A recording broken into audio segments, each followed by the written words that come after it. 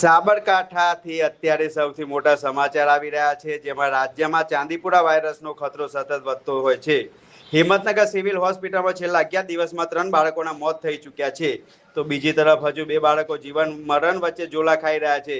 જોકે તંત્ર દ્વારા અત્યારથી સર્વેલન્સ શરૂ કરવામાં આવી છે.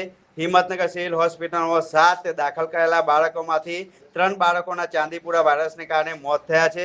મૃતક બાળકોમાં એક બાળક રાજસ્થાનનું 6 વર્ષનું છે, જ્યારે અન્ય 2 બાળકો પંચમહાલ અને બનાસકાંઠા જિલ્લાના છે. આ તમામ બાળકોના મોત છેલ્લા 11 દિવસ મોત થયા છે. હિંમતનગર સિવિલમાં અત્યાર સુધીમાં કુલ 7 શંકાસ્પદ કેસ નોંધાયા છે, જેમાંથી 3 બાળકોએ જીવ ગુમાવ્યો છે. જોકે હાલ 2 બાળકોના રિપોર્ટ નેગેટિવ આવતા તેમજ હોસ્પિટલમાંથી રજા આપવામાં આવી છે. આ ગંભીર પરિસ્થિતિ જોતા સ્થાનિક આરોગ્ય તંત્ર હવે એલર્ટ મોડ પર આવી ગયું છે. વાયરસ વધુ ન ફેલાય તે માટે અસરગ્રસ્ત વિસ્તારોમાં સઘન સર્વેલન્સની કામગીરી શરૂ કરવામાં આવી છે. હિંમતનગર સિવિલ હોસ્પિટલમાં heart paediatric ward Chandipuram virus સામે બાળકો સારવાર હેઠળ છે. આરોગ્ય તંત્ર દ્વારા પ્રભાવિત વિસ્તારમાં સઘન સર્વેલન્સની કામગીરી પણ શરૂ કરી દેવામાં આવી છે. વર્ષ 2024માં પણ આ વાયરસના કારણે 6 થી 7 બાળકોના મોત થયા હતા. ચાંદીપુરા વાયરસ એ સેન્ડ ફ્લાય નામની માખી કરડવાથી ફેલાય છે. આ રોગમાં બાળકને વારંવાર ઉલટીઓ થાય છે, ખૂબ તાવ આવે છે અને ઓચકી ચાલુ થઈ જાય છે. આ ખૂબ જ ઝડપથી વધતો રોગ છે, જેમાં બાળક 1 થી 2 દિવસમાં કોમામાં પણ સરી પડે છે.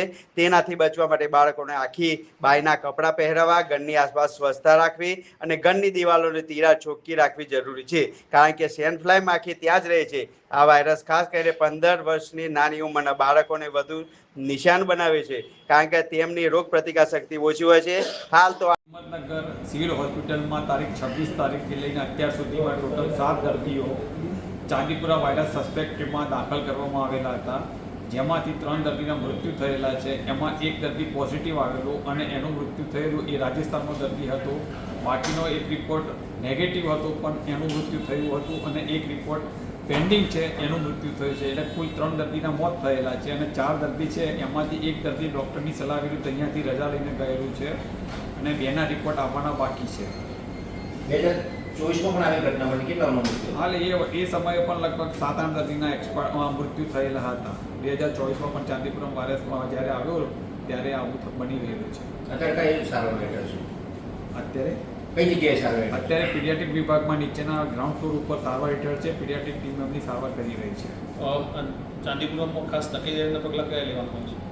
અત્યારે તો પાણી વરસાદ પડી રહ્યો છે, પાણીજન્ય રોગ હોય છે, એટલે તેનાથી મોસ્કીટો બાઇટ ના થાય એનું ધ્યાન રાખવું જોઈએ.